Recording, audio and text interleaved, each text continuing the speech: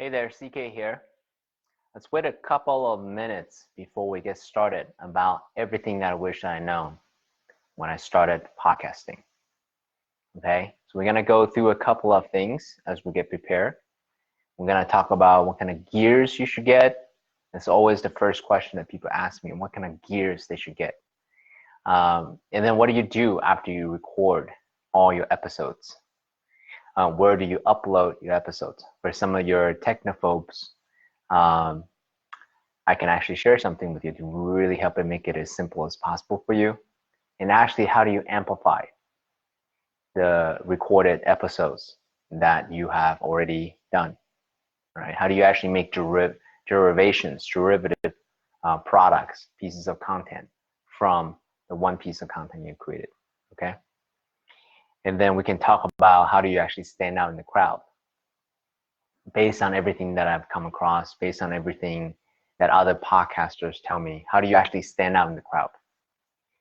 Then we're going to talk about some internal skills, some inner skills that no other podcasters, no other creative entrepreneurs that I have come across to talk about the journey that they have to take to, for example, clarify why they get started in the first place, what their intentions are, what kind of formats they should use that's most suitable for their personal style.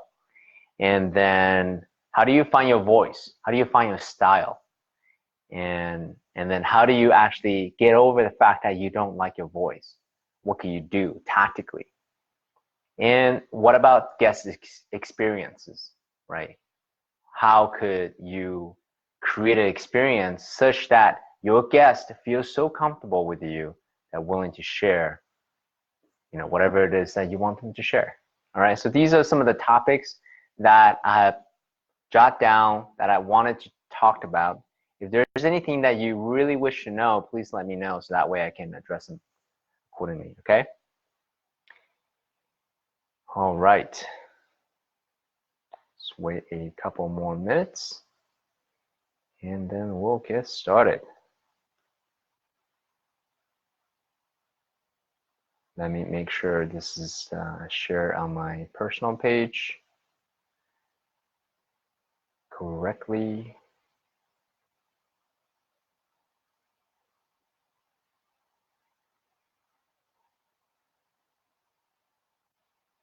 Almost there.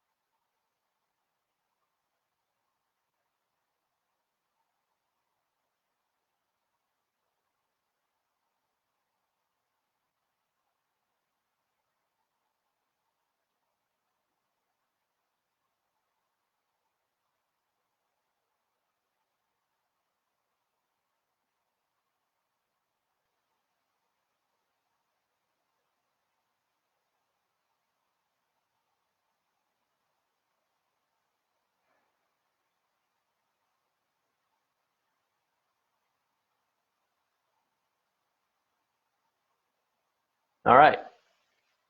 Well, why don't we actually just get started? For those of you that are watching this recording, feel free to send me a message afterwards so we can actually address whatever question that you want.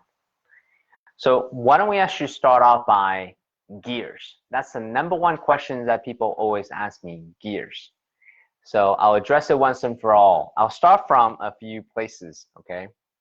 So I'll start from actually the simplest, because I want to make sure that you're not stopped by getting expensive, fancy gears. Because the truth is, you already have a phone that can easily do an audio note, and then you can start from there. Just speak into this audio, this piece of software from your phone, and then start there.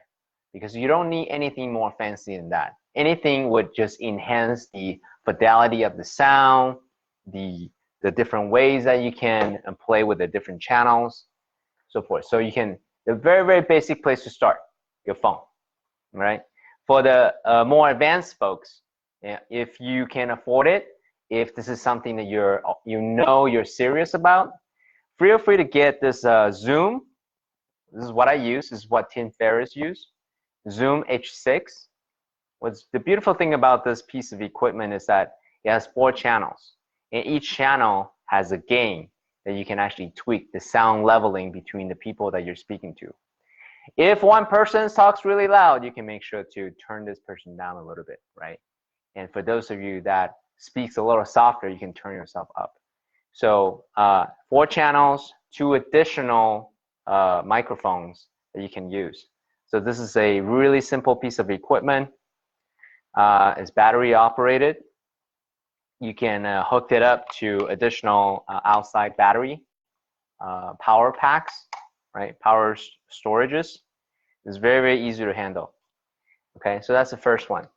The second one is what you will need, which is a microphone.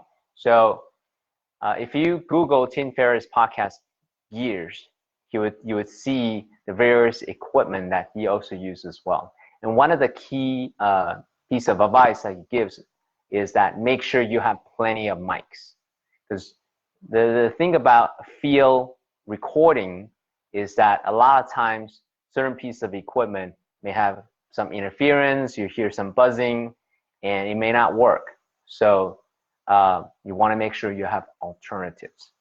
So a really good one that I picked up recently is the Shure SM58LC, right? Shure SM58LC, cardioid dynamic microphone. This is called the, I think some people actually have tried to draw over it and then totally crooked, but the mic still works. This is a really strong workhorse of a microphone, so I recommend this highly. You can also hear the tonality difference between a cheap mic and a more robust mic like this, all right? So there's that. You want to make sure that you have obviously XLR cables so you can connect the mic from the mic to the Zoom H6, right? It's obvious. Make sure you have plenty of those as well. You want to make sure also you have a nice earbuds. Because what you will need is, well, you know what an earbud looks like, right? Earbuds look like. Because what you need is actually monitoring what's being recorded. So you can adjust the gains accordingly in real time. So make sure you have plenty of earbuds to monitor what's happening during the recording session, all right? So there's that. And in terms of SD cards, make sure you have plenty of memory cards, SD cards. Very, very simple. It looks like so. Let's see if I can have it somewhere. Well, you know what a memory card looks like. Make sure you have plenty of those. Because one of the things that you don't want, which also happen to new podcasters, is you have everything set up and you forgot that the one SD card that you have is at home, by your computer, or in your camera, some other places, right? And it's quite embarrassing that you have to ask the podcast guest for SD cards. And anyways, you don't want to lose precious time. Make sure you have plenty of SD cards. So this is the very, very basic setup that you will need to be able to record a nice podcast, high quality podcast, all right? So there's that. And that's already pretty fancy already, the Zoom H6, the Shure SM58LC. And some miscellaneous, let's see. You want to make sure that you have a nice organizer so you can actually pack all of your gears into it. So all you need to do is just zip it up and zip it down, ready to go. The electronic organizer that I use is the BUBM electronic organizer, double layer travel accessories storage bag. So that's what I use. Hey Daniel, welcome. By the way, Daniel, let me know if you have any specific questions. I'm happy to address them for you, with you. Right now I'm covering gears right now, okay? So make sure you have an electronic organizer so that way you can just zip it up, ready to go, make sure that it's super compact. Make sure you have plenty of AA batteries or whatever kind of batteries that your recorders require. Again, the last thing that you want is everyone's ready to go and, oh, by the way, sorry, I don't have my batteries. Or in the middle of it and the batteries die and you don't even know when the batteries die, right? So we want to make sure you have plenty of batteries. And actually what I use is a power bank. You just connect this power bank up with a USB cord directly into your Zoom. So that way you will never need to worry about how many hours you can record. Because even with a fresh new set of batteries, they still run out after 2 hours, 3 hours sometimes. So we want to make sure that you just can just have that peace of mind, have that psychological safety that you don't even need to worry about power. Okay, so this is what I use. It's really, really simple. And a lot of times also, if you go outside to record, you'll hear a lot of wind popping noises. Want to make sure that you have wind screens, all right? So whether it be handheld mics or lavalier mics, want to make sure you have wind screens. So that way you don't hear the wind noise or the popping of the P's and the, the F's, etc. right?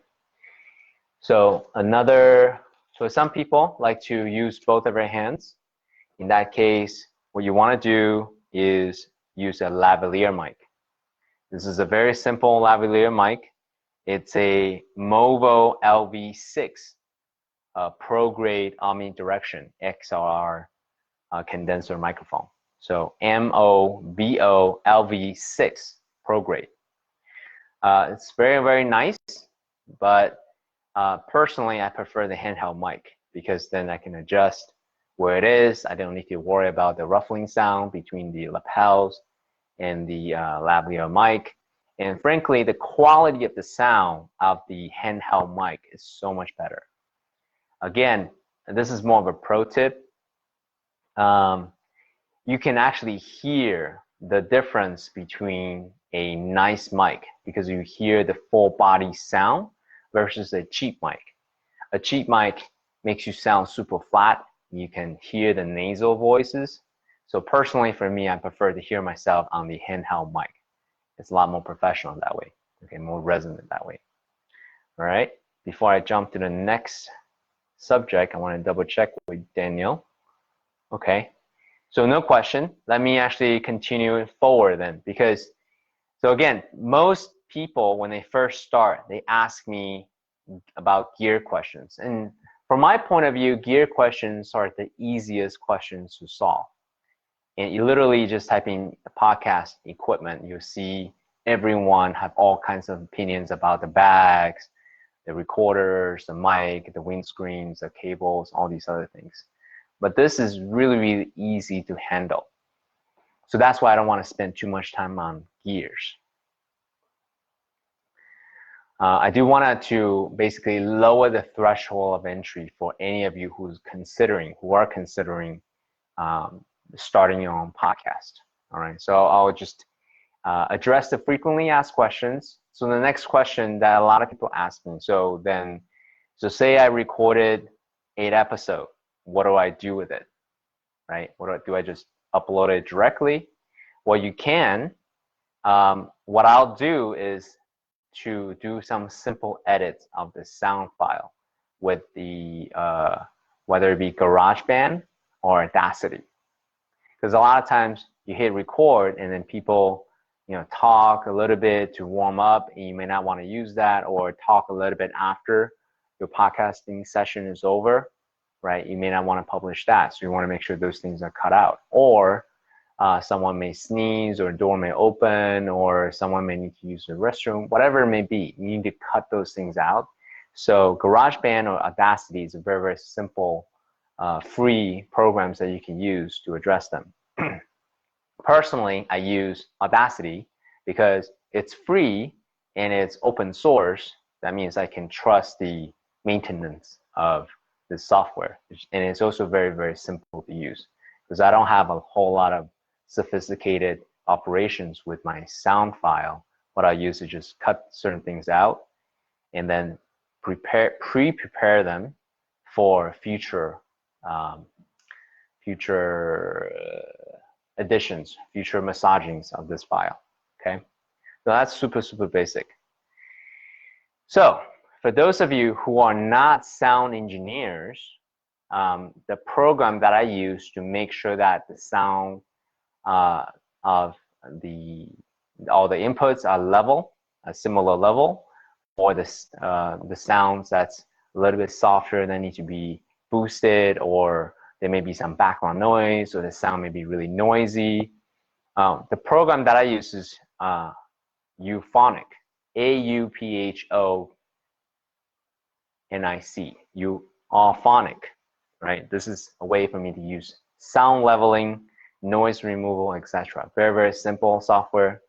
It is a paid subscription, however, but to me, if it increases the integrity, the fidelity of the sound that I output to people in between their ears, I want to make sure that that is the highest quality that I could do with the minimum effort that I need to put out. So Euphonic is a program that I use.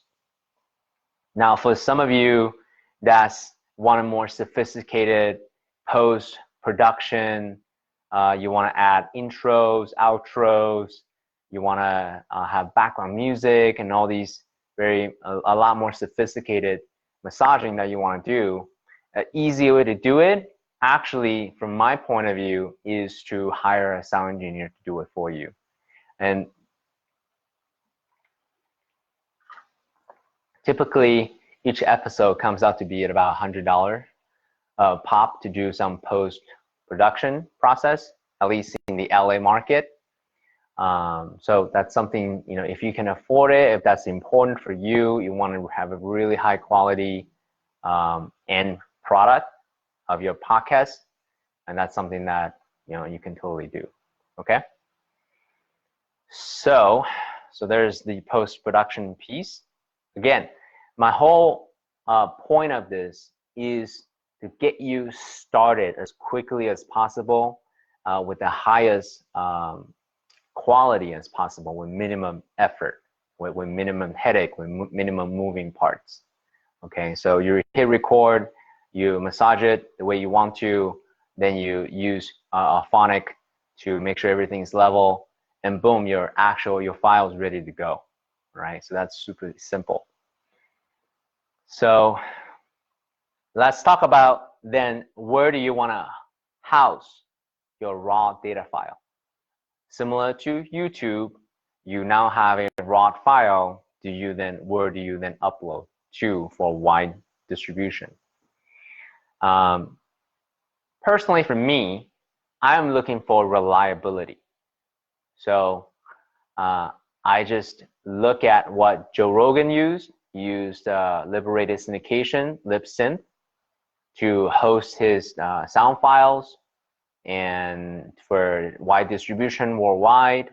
So that's exactly what I did, right? I didn't really think about it. For some of you who are more cost conscious, who may say, hey, Podbean, there's another hosting platform, Podbean, Podbean, is a little bit cheaper, a couple of dollars more, right? So from my point of view, I'm looking for reliability, so I'm gonna go with, you know, the podcast leader right now, Tim Ferriss and Joe Rogan, rather than trying to save a couple of dollars, because what's my peace of mind worth to me, right? I want to make sure that this is reliable. So Libsyn is what I use.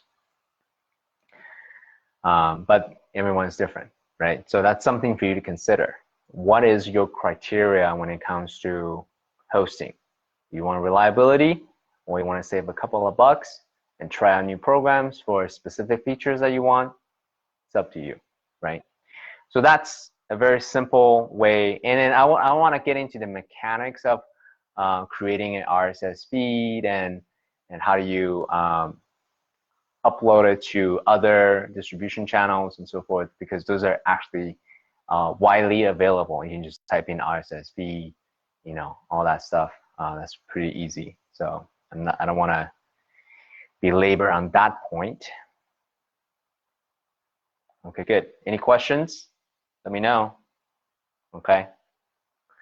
All right, moving on then. So then what do you do now that you have raw material? Actually, no, raw material, post-processed material, ready to go material, uploaded to a hosting platform ready to go, right? How do you then maximize and amplify the impact of this piece of content? So a great place to start is upload your podcast RSS feed to iTunes. Again, there are mechanics there, really simple to find. iTunes RSS feed, you know, upload. So, you know, there are more detailed ways that other people will take you through. So I don't want to belabor on that point. That's really, really simple. In addition to iTunes or Apple Media, there are other platforms readily available for you to share, a marketplace to share your content. iHeartRadio, Google Play for Android, Stitcher, TuneIn. They're free, first of all, to upload. And there are just additional ways to distribute your content, right?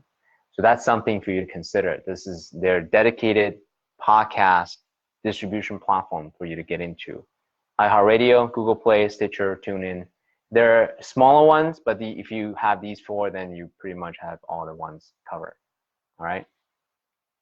And one thing I do want to say is the power of YouTube. You will hear over and over again, YouTube is the second largest search engine.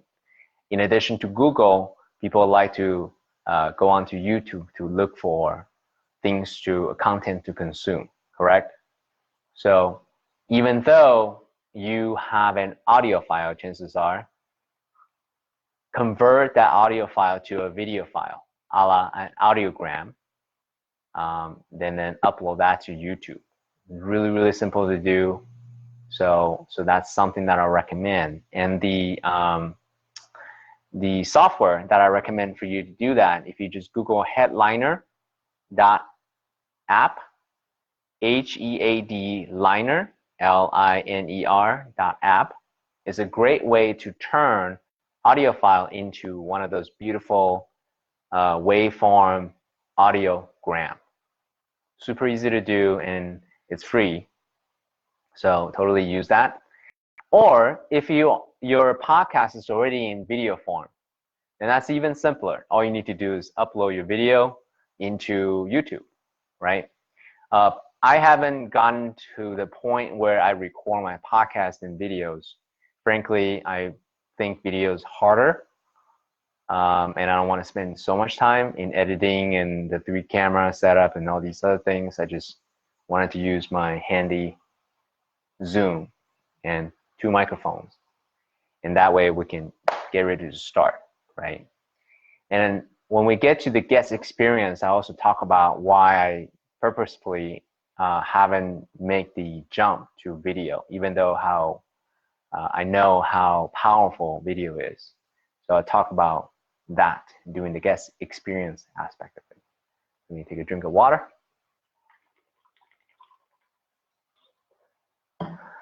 Okay. See if there's any questions, anything in the area of who you are speaking to. Everyone is key avatar, making the information actionable from the interviews. Yeah, you're talking about guest selection, right, Daniel? And also, who am I speaking to? What's my avatar? And the actionable aspect of it. These are more tactical questions about format. Actually, you read my mind. I'm gonna address that in a moment. So hold on to those questions. I'll come back to that. And if I don't, remind me and then I'll come back to them. The last question I'm not quite solid here yet, but based on all the research I've done, the question is this: how do I stand out from the crowd, right? Given that I'm a new podcaster, I don't quite have a runaway podcast like Tim Ferriss or Joe Rogan just yet. So I'm not speaking from a qualified point of view, but I'm speaking from what they say about this. So the number one thing, if you actually go to iTunes and just go to podcasts, you see literally thousands and thousands of icons popping up, right? So the two things that you want to pay a little bit more attention on is the cover art of your podcast. Because just like how people pick their books based on the cover, people pick the podcast based on the cover art of the podcast. So if you have a nice, clear cover art of your podcast, it makes it more attractive to select it, right? So that's something that you want to pay a little bit more attention to. Probably want to hire a professional designer to help you design it, right? That's one way to do it. And the second thing is the name of the podcast. You want to make sure that it's easily memorable. So my podcast is called Noble Warrior. My first podcast is called Entrepreneurs on Purpose. So for those entrepreneurs who are looking to have more purpose in their business, boom, boom, boom, makes it easier to find. For those people, well, who are into this aligned way of living, strong back, open heart, noble warrior, this is something that resonates with them, right? So that's why I picked those two things. But even as important as those two things are, I want to remind you that nothing is set in stone. So you can change the cover art. You can change the name of your podcast. So again, want to make sure that it's simple for you to get started as possible. So don't get too bogged down by design and the name and the format, the messaging, the call to action, and all these things. This is very similar to those business owners who focus on creating the best business card. You know, they want the graphic design, they want to focus on the website. You know, that's putting the cart in front of the horse. So focus on creating, just go out and do it, right? Okay, so let's see if there's any additional questions. Okay, great. So these are questions that I received quite a lot from beginner podcasters or people who are considering doing a podcast. These are some of the beginning questions that they asked me. So let me know if there are additional ones. I know that I wanted to address the format, but this is a great segue into the questions that I wish I had asked, and I wish that someone would have told me when I first started, right? These are what I call the inner game question, the inner skills of being a podcaster. So, and I'll share a quick story. Noble Warrior is my second podcast. I had a first podcast, it was called Entrepreneurs on Purpose, and I did 8 episodes, and then I stopped because I started the podcast for business reason, and when I didn't get the immediate positive feedback loop from people, I said, what's the point? It's not getting me the traction that I'm looking for, therefore I stopped. Okay? And the same podcasters back in, I think, 2008, 9, 11, 12-ish, that era, that's when podcasters were just getting started. The people who persisted now have just so much more momentum. And that's the thing that I want to remind you, or actually want to ask you, why do you want to start a podcast? Why do you want to start a podcast? Is it for because you enjoy podcasting? Is it because you enjoy teaching others? Is it because you want to learn from others and this is a great calling card to talk to others who are really smart and motivated, who are experts in the field? Is it because you want to make some money? This is for business. Why do you want to start this podcast? The more clear you are about this question, the better it is that it will be for you, because then you can hone your internal compass around this intention. Okay. So here's a qualifying question for me with the second time around, because this is the second time I did it, is will I do this if I have all the money in the world? Knowing what I know now, would I continue to do this even if I have all the money in the world? The answer is yes. So no longer I'm doing this for business reason, even though, yes, I do hope and wish and intend for a new business to come this way. But this is so fulfilling for me, because naturally I am a curious person. I like to engage in intellectual conversations, deep conversations with really smart, motivated, noble warriors, I call them, right? So I just love to have deep conversations, and it just so happens that the conversation is being recorded and broadcasted all over the world. Okay, so that's a qualifying question that I asked for myself that helped me to get my head straight this time. So, so what are your intentions, right? First and foremost. One thing I do want to say, for those of you who are considering starting a podcast, there's a different aura of you when you tell people that you have a podcast. People just treat you differently. I don't know why. They just do.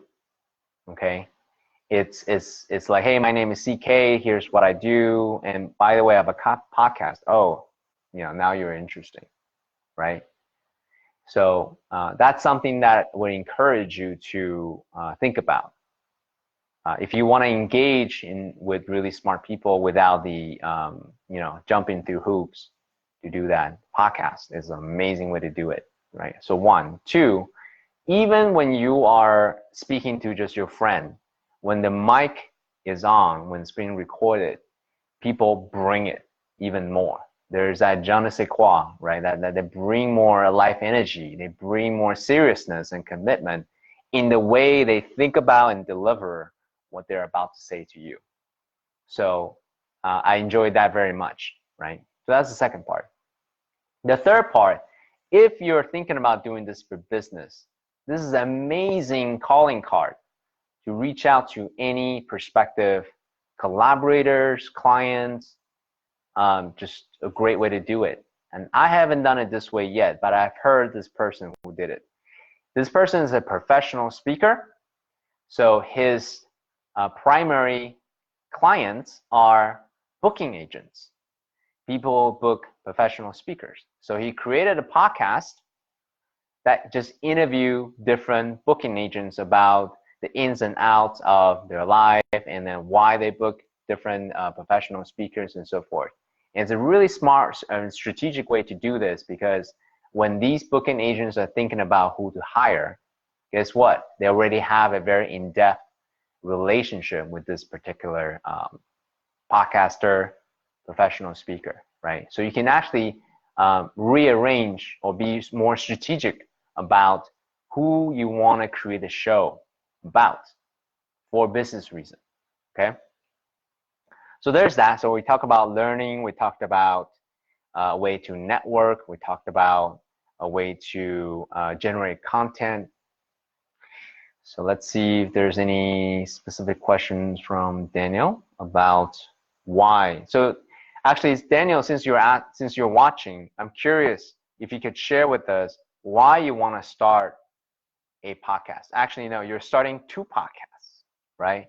Having one is requires enough effort. You're starting 2 podcasts. So share with us, why do you want to start 2 podcasts? Okay.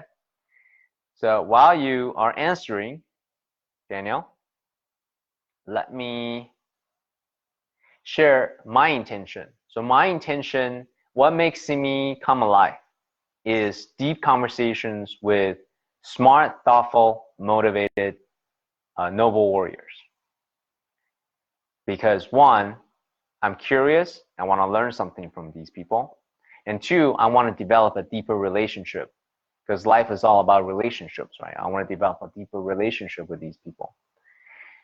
And three, my special superpower is my curiosity, the space I provide for people to share new things, and also my ability to say, oh, wow, don't go so quick. That was a gem of wisdom. Let's unpack that even more, right? That's my superpower. So I get into my genius zone when I'm actually in front of the microphone and start speaking to other noble warriors. So that's why I want to do this podcast forever and ever, okay?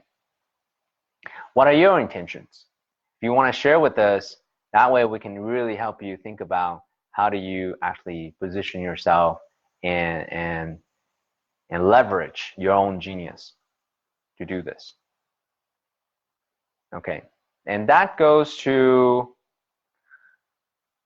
the question that Daniel asked me earlier about formats. And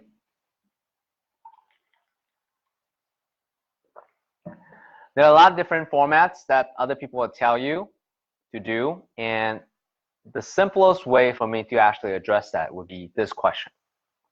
What is the most natural and the simplistic, the most simple format for you? What is the most natural and most simple format for you? Because here's the thing. There are all kinds of podcasts out there, and they're all successful in their own way because there is a format podcaster alignment, an audience alignment. So case in point, if you watch Entrepreneurs on Fire, John Lee Dumas, very successful podcast, but his format is super templated. He boxes people in 1 hour. He asks similar questions in a very similar cadence, and people love that because they can get tactical information from all these entrepreneurs all the time. But for someone like me who cares not the tactics, but how people think about it, and then the nuance of using these tools and the personal stories behind that, I find that particular podcast to be very shallow. I want it to go deep. I want to know the person. I want to know how to use these tools in a very nuanced way, right? So templated way, box way, doesn't work for me. So there's templated, there's improvisational. Joe Rogan is super improvisational, right? He just goes and explore and inquire different questions that he has in the moment, and allow the space for the guests to also talk about whatever it is that they want to talk about in a respectable boundary kind of way, that he keep a nice container, but it's very improvisational there. Or journalistic, when you talk to, let's say, someone like Barbara Walters as an example, whose job is to be a journalist, to uncover certain things that her subjects don't want to share, right? To get them safe enough, but to really get cashing on saying something that they normally wouldn't say on national TV. And that's a particular style, and she's very good at it. So that's another way. Or a hybrid. I would say Aubrey Marcus, another successful podcast, or Tim Ferriss, is a mixture of a template versus improvisational. So that's almost none of the podcasts that I listen to personally use the journalistic approach, because the whole point, and I'll get to that in a moment when we talk about guest experience, okay? So that's templated, improvisational, journalistic, or hybrid. All right, more questions? Let's see. There seems to be ways of thinking and being that individuals who are really alive do. I like to make a lifetime. I'm sharing those. Yeah, exactly. So very similar, right? That's the reason why I started the podcast in the first place. I want to be the person who is able to highlight the gems, the gold of this person's stories and wisdoms and knowledge and insights, to really pull that out, and then have, superpower to do that. Why not, right? So that's one of the reasons why I do it. So you also said the second podcast is in a very relaxed style, a group of friends, pure emotional fun and information. Great. Yeah. Again, I think going back to this intention, why do you want to start a podcast? The early days, podcasts got popular because it was indeed conversations with friends, super relaxed, people having fun. I think a great example of that is when Joe Rogan have conversations with his comedian friends. They're just messing around. It's a fun time all around. It doesn't attract me, but for people who are into it, they're into it, right? So that's a great example of that. Okay, coming back to the formats. We talk about templated, improvisational, and hybrid. And there's short form and long form. Again, you're gonna hear different opinions about this. Some people are very dogmatic about, on the internet, nobody has the attention span. So therefore, I'm only going to have a podcast that's no longer than 15 minutes or 20 minutes or an hour, and they just stick to that. And they may be very successful, right? Don't get me wrong. But you also can look at the opposite of that. You know, the Joe Rogan long form, 3 hours of podcast, right? Or both. Tim Ferriss. So he does both long form and short form. He has long form with another guest. Sometimes when he has an inspiration he wants to communicate with his podcast audience, he just hit record and he does both, right? For me, I personally enjoy the long form, and I'm experimenting with the short form, right? The book club is a great place to start. And then these videos are a great place to start, right? So I'm experimenting with long form plus the short form. So audience, you let me know which one of me do you enjoy the most, right? So there's that. Another category is solo versus interviews versus both. Some podcasters like to just talk to the camera, talk to the microphone directly. They can channel, they can improvise, they have clear thoughts just coming like a stream, and then share stream of consciousness. And that's great. Some people like to do interviews. They like that conversational style. They like to have the energetic dance between the interviewers and the interviewees. That's me. I'm more comfortable dancing the conversation in the interview form, as an example, right? And or both. Right now, I'm testing the solo format. You let me know, audience, what do you enjoy me doing the most?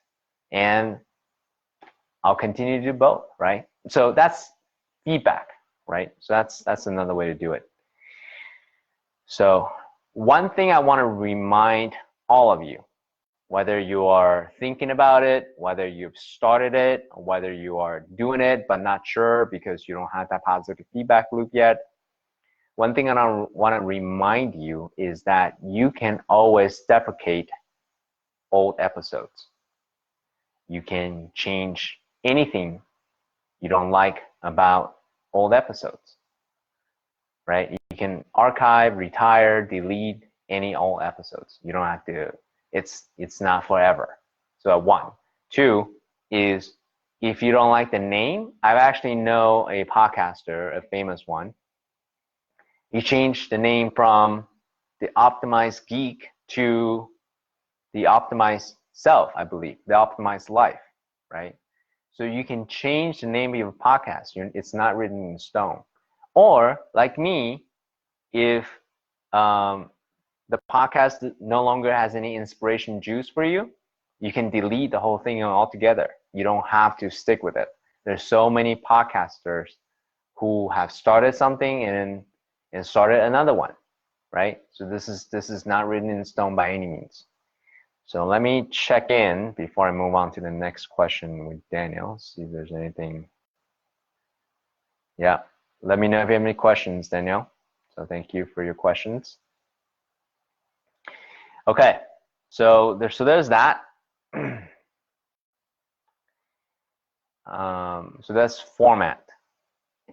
And here's an important question that almost no one asked me,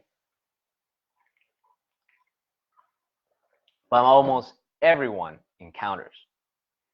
If I talk to any new podcasters, any new aspiring podcasters, they always have tons of excuses why they want to do it, but they can't yet.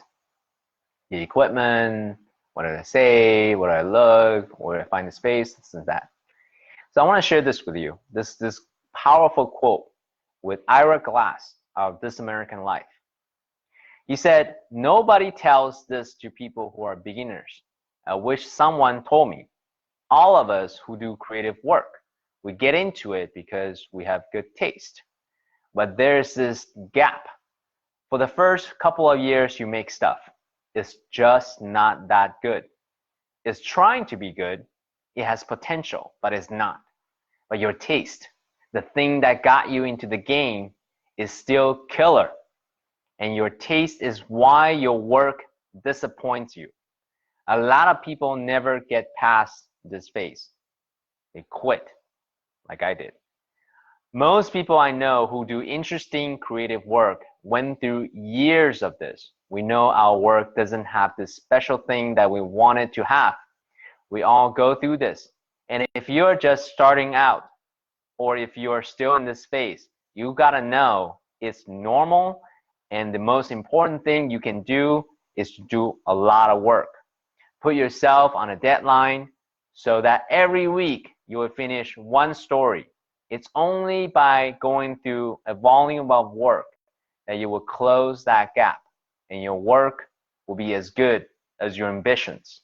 And I took longer to figure out how to do this than anyone I've ever met. It's gonna take a while.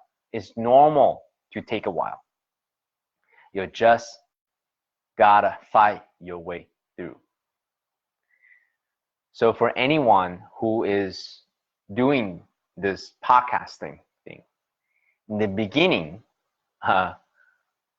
one common thing I hear from anyone is, I don't like my voice. I don't like how my voice sounds on video, on audio. I just don't like it. Well, it's gonna suck for a little while. I'm gonna share a tip with you that can help you train your voice. But like anything new in life, anything worthwhile, whether it be athletics, whether it be in relationships, whether it be a creative endeavor, whether it be your professional craft, in the beginning it's gonna suck. Unfortunately, that's just how it is, right? So you won't be able to meditate your way to awesome.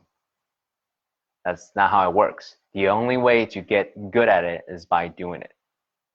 The only way to hack it is by doing it. You're not gonna like the beginning episodes. So here's actually one thing my friend Inting and we talked about. If you go back, so Joe Rogan is amazing as a podcast host today. And he continues to get better as he hones his craft, right?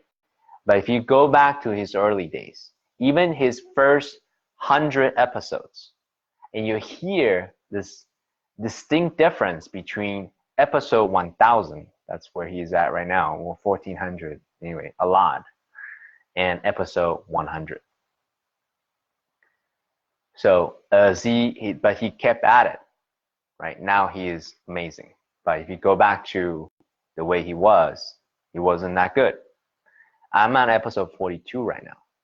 I know there's so much more I could do as a podcast host, as a space holder, as a way to really get people comfortable and talk about what, the gem of the wisdom. I'm not there yet, but I'm going to persist, do it, because this is something that I find so enjoyable and fulfilling. So I'm gonna keep doing it, right? So I hope you would get there too. But the only thing you gotta do is commit, okay? So let's see if there's any questions from, oh, that's right. Choosing your guest. So on that note, here's what I'll say to you. Going back to the original advice I get for you. What is the most natural and simplistic way for you to start? That's my advice to choosing your guest. Any guest that I choose, all 42 so far, I have some resonance with them. I know that I'm going to drop in deep. I'm able to drop in deep with them, and I enjoy the conversation I have with them. Versus someone who may be quote unquote qualified and very accomplished and very influential, but if there's no resonance with it, then it's going to be a very boring conversation. Okay. And then that actually segues nicely to about guest experience. I can't remember exactly where I heard this, but someone did I think it was Oprah. She was doing a retrospective about why she and Barbara Walters or Charlie Rose and these interviewers are so successful. And it wasn't a tactic. It wasn't a stylistic thing they did. It was her conclusion of this video was that the more comfortable the host is, the more comfortable the guests will be, and the better the content will be. And this is important, so I'm going to repeat it one more time. The more comfortable you are in the environment, in the style, in the conversations, the more comfortable your guest would be, the better the content would be. Okay, so I hope that answers your question, because just like this is very similar to a dating type of conversation, right? If you and your date are vibing, have good resonance, it doesn't matter what you talk about. It's going to be super fun. And then people can actually feel the energetic dance between the interviewee and the interviewer, right?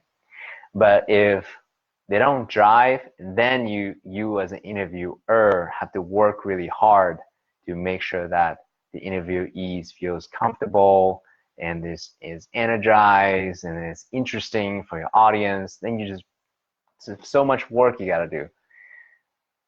So especially when you're starting out, what I'll say is pick the guests that have interesting things to say and you believe that you have a good resonance with. Okay, so that's something that I'll recommend that you do. You also talk about growth strategy. Let me hold off on that. So I'll address that in a moment. And since we're talking about guest experience,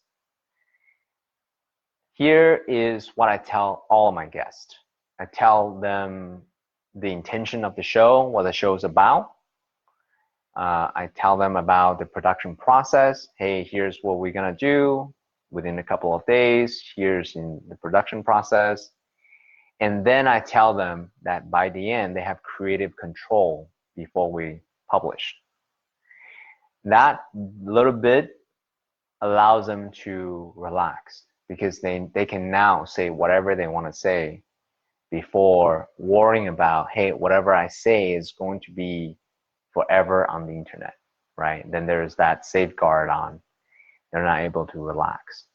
So psychological safety as a podcast guest, super important, especially at a time today. You just don't know what people are going to misconstrue what you say, taking what you say out of context, right? So that little piece is important that I tell them, and I really appreciate that. Right. Another thing about guest experience, it is a dance between the two. So sometimes you lead, sometimes your guest leads. When you first start off, you may want to minimize your footprint. Just give the guests all the room. That's the temptation. But think of it like a dance. Your guest is looking to you to lead the conversation, to redirect the conversation skillfully in some way or the other, right? Because if you just give them all the room and just talk and talk and talk, it becomes a monologue and it's not that interesting for the guest too. So one thing that my guests really appreciate is that I also inject my personal stories and how my experience, my past resonates with theirs, and then it's an interesting conversation, and we start to explore new areas, right? So as you get more comfortable, you'll be able to find your own balance point. One other thing is about this concept called contact. I've been on a podcast where the podcasters don't even care what I'm saying. They just read the question from 1 to 2 to 3 to 4. And I know that that's their focus, is on just getting through the questions rather than someone who is truly present to what I have to say, so they can actually ask interesting follow-up questions that actually go deeper in certain areas and so forth. So that's what I mean by contact, the level of presence and then depth of presence when you are with your guest. The more contact you have with your guest, not physical contact, but mental contact, right? Emotional contact. Open your heart, open your mind to be able to dance in that space, that container. The more contact you have in that container, the more contact your guest will be able to share with you. In other words, to be more open, to be more vulnerable with you during the time that you guys spend together. So that's super important. And not all podcast hosts do that. But for the ones that are really successful, the Tim Ferriss, the Aubrey Marcus, the Joe Rogans, right? These are the ones that I listen to, right? Have just great contact. They're present to what their guests are saying, okay? And then the greater contact that your content will make with your audience. So that actually segues nicely to the question about growth strategy. I don't have anything tactical to tell you other than a couple of things. One, share your content broadly. So I share with you to put it on all of the podcast platforms, to make derivative content by YouTube. So that's the outer game. You know, certainly you can use Facebook Live or Facebook ads or YouTube ads as a way to try to quote unquote hack it. Or you can get onto other podcasts with similar audience as a way to cross promote each other's podcasts. I haven't done that personally, so I can't really get behind those specific tactics. But what I share with you about contact, that's an inner game. That's something you can actually do starting tomorrow, right? With your guest. Because from my point of view, at least the kind of audience that I want to attract to listen to my podcast, I want them to be discerning. I don't want them to just fish for tactical things, right? I want them to really feel the transmission of the conversation between my guest and myself. They're going back and forth and really enjoy this dance between us. Because personally, I believe that transmission is a whole lot more enticing. A way of being is a whole lot more enticing than just tactical things, because you can find all the tactical things in the books, on Google, but you follow a specific person because you enjoy how they tell their story, you enjoy how they say certain things, you enjoy how they ask certain questions, you enjoy the new perspective they bring to the table. So fundamental growth strategy, that's the way I think about it, okay? Let me know if you have any questions, Daniel. So I hope that's been useful. And while you do that, going back, a very important point about finding one's voice. This is very similar to finding your confidence in sharing your life, sharing your stories, sharing your viewpoint, sharing your questions with others. The more you do it, the more you will find that confidence to do it. in the very beginning, if you go back to episode 1, 2, 3 of my Noble Warrior podcast, you know that I'm quite hesitant to talk about certain topics. But the more I talk about it, the more I get comfortable in talking about it, right? So these days, I openly talk about my experience with ayahuasca. I talk about my obsession with personal development. And then also these days, I talk about the importance of keeping a calm, clear mind. Because through all of my studies, I started to think about what is the source of all of this? Well, the source of a high-performing life ultimately comes back to a high-performing mind, right? And a high-performing mind means a calm, a clear mind. When your mind is filled with neurotic thoughts and frustrations and mental chatters or this monkey mind, whatever, there are different phrases talking about the same thing, you're not gonna be able to operate at a really high level. But that's not what this episode is all about. This episode is about helping you to becoming a better podcast host. So I'll stop there, but if you have any questions about having a clear mind, let me know. All right. So no questions, Daniel? So in that case, we're going to complete then. So thank you so much for being here. I hope this session has been useful to you. These are all of the things, the outer games, the outer skills, as well as the inner games and inner skills that I wish I had known when I first started. I really implore you to invite you, rather, to start your own podcast, especially if you're a consultant, if you're a coach, if you're a speaker, if you're an entrepreneur, if you're a leader of any sort. This is a beautiful vehicle if you enjoy getting in deep conversations about your own niche topic, right? And as you do it, you're just gonna find so much more richness in engaging with the audience and engaging with your fellow thought leaders. So if that's your come from place, if that's what you wanted to develop, podcast is amazing. I'm a believer, I'm an advocate, I'm an evangelist. So if you have any additional questions, feel free to reach out to me. Until then, have a beautiful evening. Take care. Bye.